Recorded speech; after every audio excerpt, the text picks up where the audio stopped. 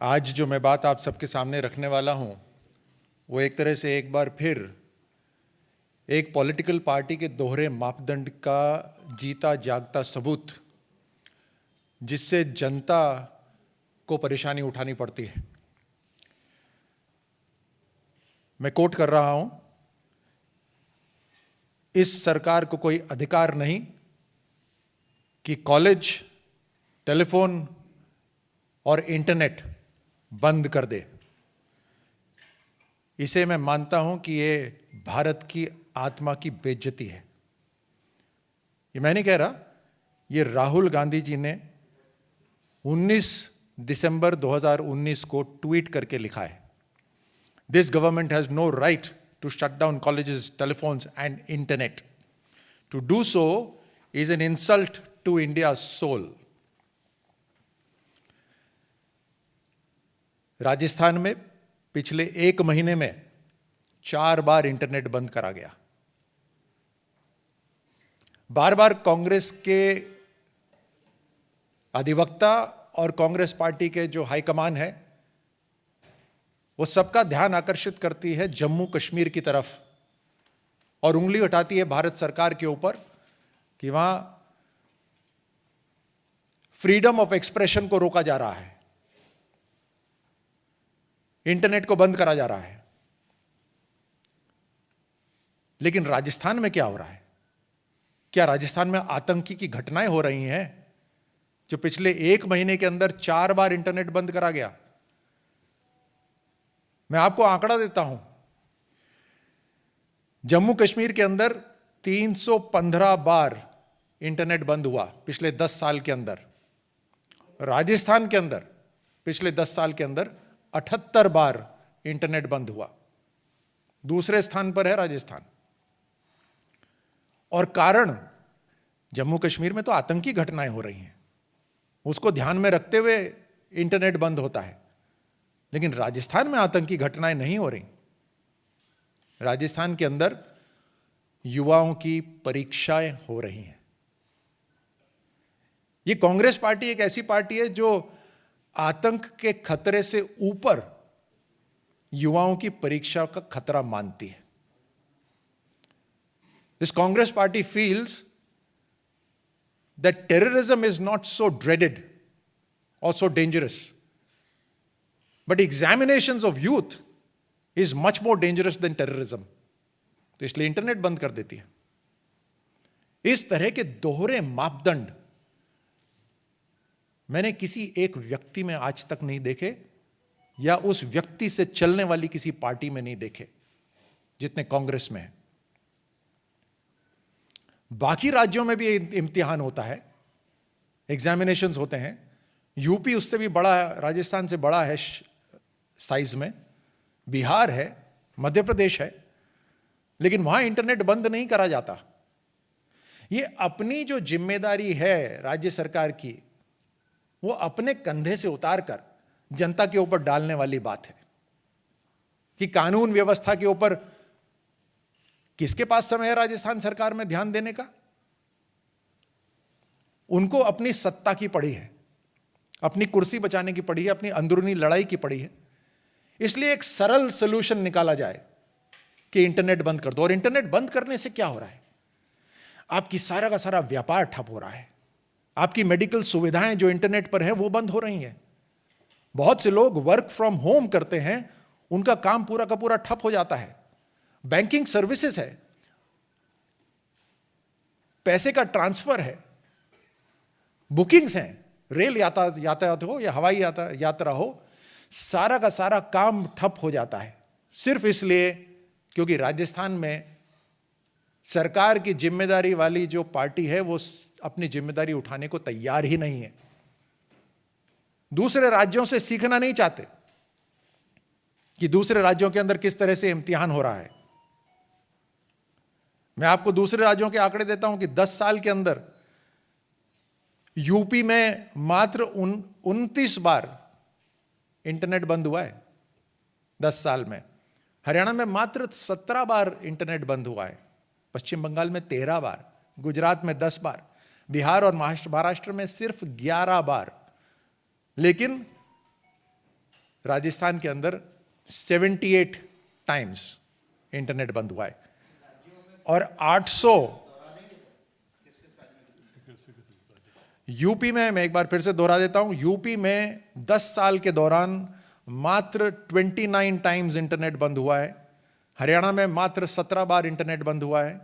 पश्चिम बंगाल में 13, गुजरात में 10, बिहार महाराष्ट्र में 11, एमपी और मेघालय में 8, अरुणाचल मणिपुर में 6 और उड़ीसा पंजाब दिल्ली तेलंगाना आसाम नागालैंड चंडीगढ़ कर्नाटक तमिलनाडु झारखंड में 3 दिन, 10 साल में 3 दिन इंटरनेट बंद हुआ है। लेकिन राजस्थान के अंदर, राजस्थान सरकार बताए कि किस तरह की आतंकी घटनाएं हो रही हैं कि उनको 78 बार इंटरनेट बंद करने की जरूरत पड़ी। वहां आतंकी घटनाएं नहीं हो रही हैं, वहां सिर्फ युवा इम्तिहान देने जा रहे हैं।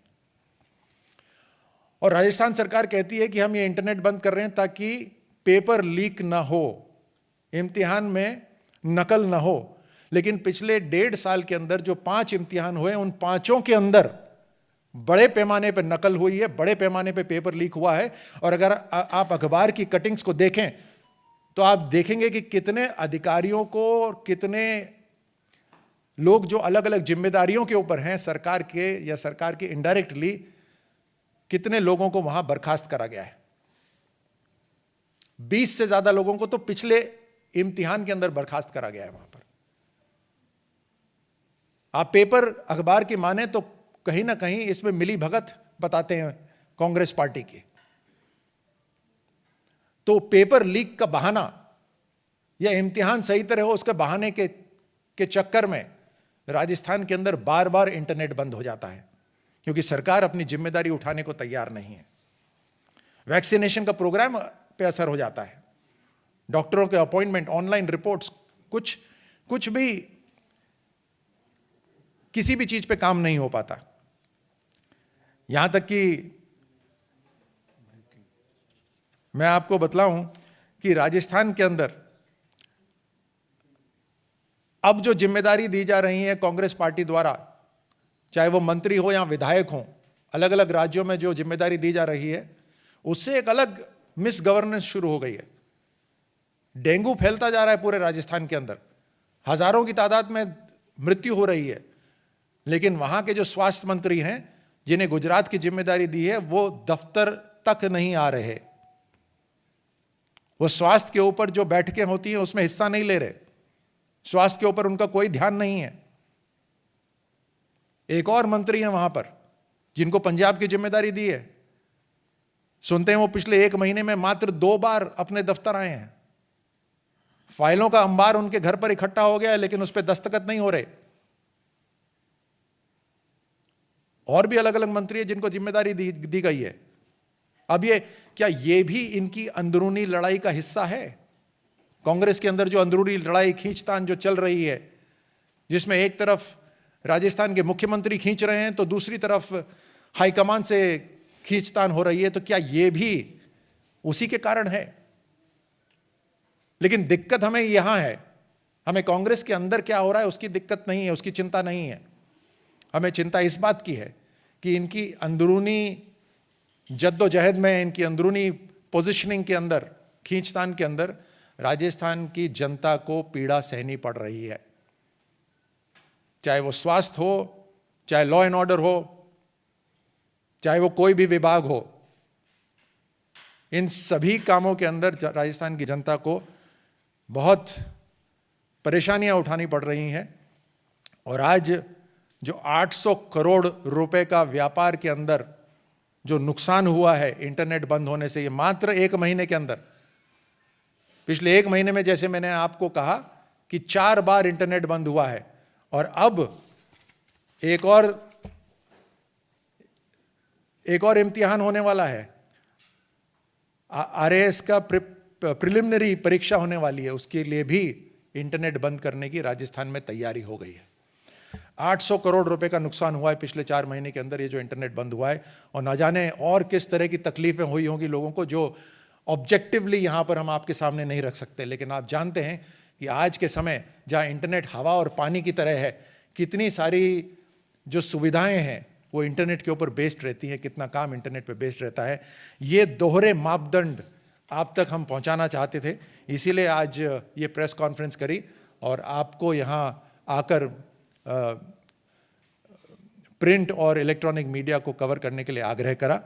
आप सबको धन्यवाद देता हूं। मैं एक बार फिर दोहराता हूं कि राहुल गांधी जी ने ट्वीट करा था कि this government has no right to shut colleges, telephones and internet.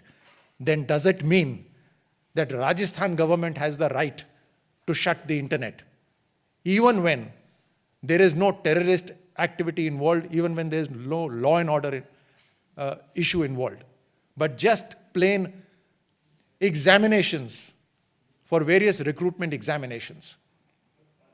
इस तरह की पोल कांग्रेस पार्टी की खुली है अभी आज आप सबके सामने। इनका दोहरा मापदंड, कश्मीर के लिए अलग भाषा इस्तेमाल करते हैं जहां पर आतंकी घटनाएं हो रही हैं, लेकिन खुद उस प्रदेश में जहां इनकी पार्टी की सरकार है वहां ना लॉ एंड ऑर्डर है, ना ही गवर्नेंस है, और गवर्नेंस के नाम पर सबसे सरल सॉल्यूशन जिसकी समस्या जनता को हो जाती है वो है इंटरनेट बंद कर दो।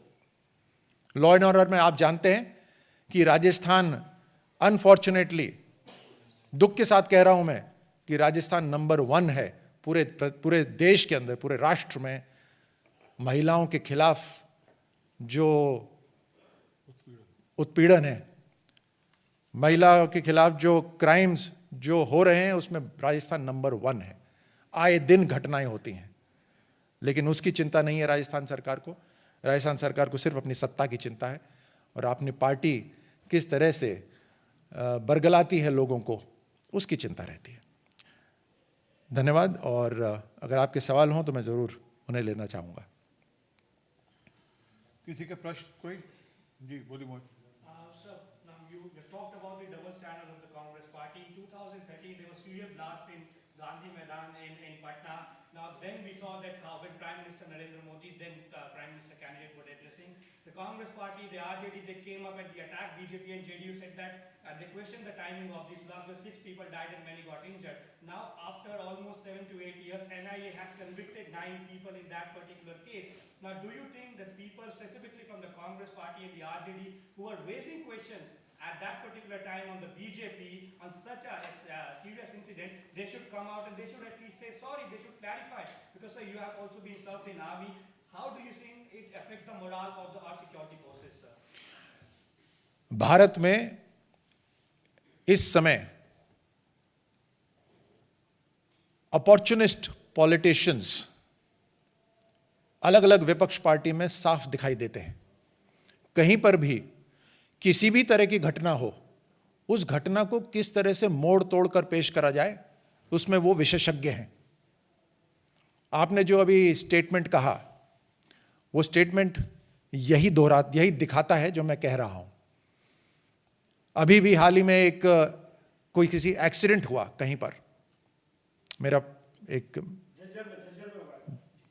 पत्रकार मित्र मुझे बता रहे थे झज्जर में एक एक्सीडेंट हुआ, उसको किस तरह से तोड़ मड़ोड़ के पेश करा जा रहा है, यह भी यही दिखाता है कि भारत में विपक्ष कोई सॉलिड मुद्दे नहीं रख पा रहा, क्योंकि जिस गति से सरकार काम कर रही है उसकी खिलाफत नहीं कर पा रहे, लेकिन कोई भी इशू को मोड़ तोड़कर जनता के सामने रखने के अंदर ये विशेषज्ञ बन गए हैं।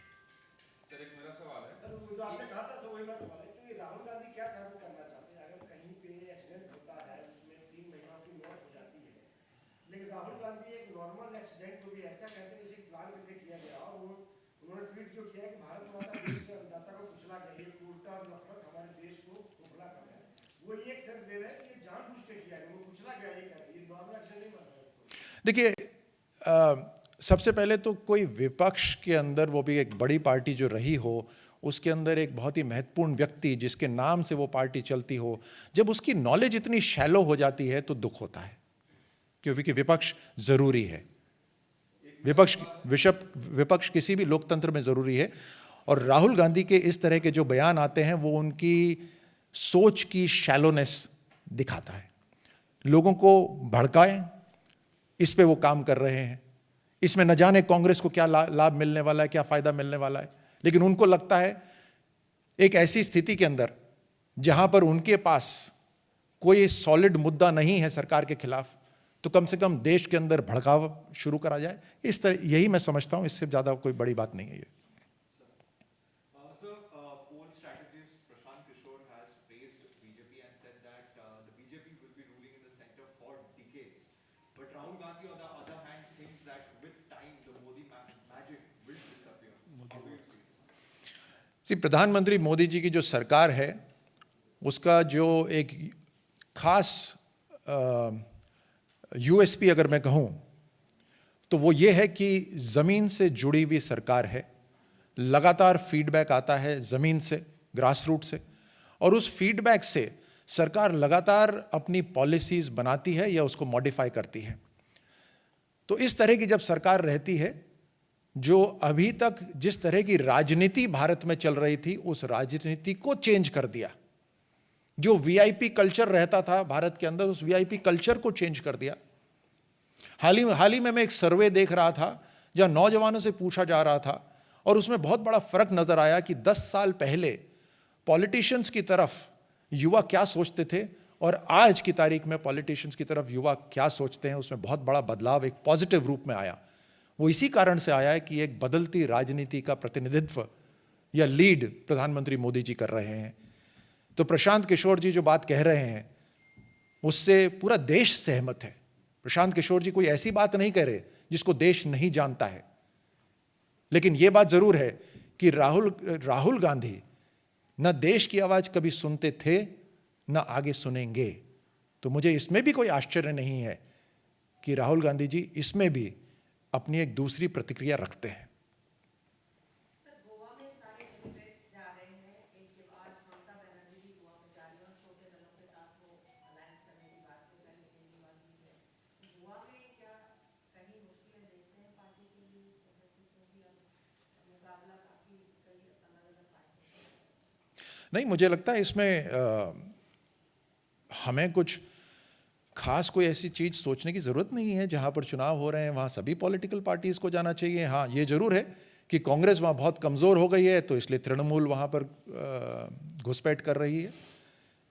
तृणमूल कांग्रेस वालों को अपनी तरफ से लेने की कोशिश कर रही है। You want to say something? Thank you. You want to finish? आज पाकिस्तान मैच में पाकिस्तान जीत पर यहाँ पर पटाखे छूटे और बहुत सी चीजें हुई। उस पर योगी सरकार ने देशद्रोह और एफआईआर करने का फैसला लिया। आपको लग रहा है ऐसे कदम से ऐसे तत्वों पर लगाम लग सकता है भविष्य में? इस कदम को क्या? देखिए, किसी सरकार ने जो कदम उठाया है, खासतौर से राज्य की सरकार ने जो कदम उठाया है, उस पर मुझे बोलने का कोई अधिकार नहीं है यहाँ पर। मुझे यकीन है कि उन्होंने कुछ ना कुछ सोच समझ के करा होगा। किस तरह की इंटेलिजेंस उनके पास रही है इसका ना मुझे अंदाज़ा है ना मैं जानता हूँ। तो मुझे लगता है इस बात को वहीं रह सकते हैं। Thank you. लेकिन मैं ये कह सकता हूँ, एक फौजी होने के नाते, एक खिलाड़ी होने के नाते मेरी भावनाएं तो बहुत मजबूत रहती हैं भारत की तरफ। और जरूर कोई दूसरे देश की टीम जो कभी जीतती है तो उनकी पीठ थपथपा सकते हैं अच्छा खेल प्रदर्शन के लिए। लेकिन अपनी टीम तो अपनी टीम होती है। और उस देश के लिए नारे नहीं लगा सकते आप। तो ये नहीं कि उस देश के पक्ष में नारे लगाएंगे, ऐसा नहीं हो सकता ना। आप अपनी टीम की तारीफ करें, चलिए कोई टीम जीत जाए उस टीम की भी बात करें, परंतु आप ये नहीं कर सकते कि आप पाकिस्तान जिंदाबाद के नारे लगाएंगे। ये पॉसिबल नहीं है। सर, राजस्थान में अपने महिलाओं के क्राइम रेशियो को बढ़ते हुए उस पर सवाल सरकार से उठाए कि किस तरीके से लगातार क्राइम बढ़ रहा है। रिसेंट में जो कल वहाँ पर जो घटना हुई, जमवा रामगढ़, जहाँ पर एक महिला को निर्मम हत्या कर दी जाती है, उस पर एनसीडब्ल्यू ने भी कॉग्निजेंस लिया और सवाल खड़े किए राजस्थान सरकार से। आप क्या कहेंगे इस पर? राजस्थान की राजधानी जयपुर से मात्र 1 घंटे दूर एक गांव के अंदर रात में नहीं, दिन के 1:30 बजे, जंगल में नहीं, गांव के खेत में, उसी महिला के खेत में, वो अपने पशु चराने गई हुई महिला के, क्योंकि पाँव में उसने चांदी के कड़े पहने हुए थे, तो उसके निर्मम हत्या करी जाती है। पाँव काट दिए जाते हैं ताकि वो कड़े निकाल लिए जाएं। ये कैसे संभव है? ये माहौल कैसे बदला? क्या ये रातों रात बदल गया कि इन गुंडों को, दहशतगर्दों को, डकैतों की इतनी हिम्मत हो गई? ये रातों रात नहीं होता।